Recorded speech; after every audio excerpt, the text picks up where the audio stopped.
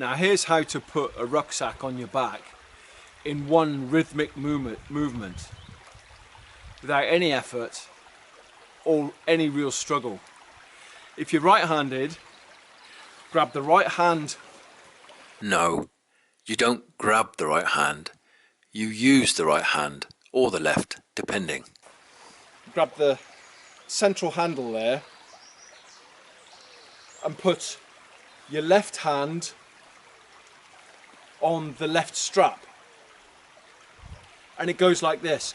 You put your right hand over your head like this, just one rhythmic movement, and then you slip your left arm through the left strap at the same time. So here's how it goes. So imagine you've got a heavy pack like that, really easy, and it's on your back.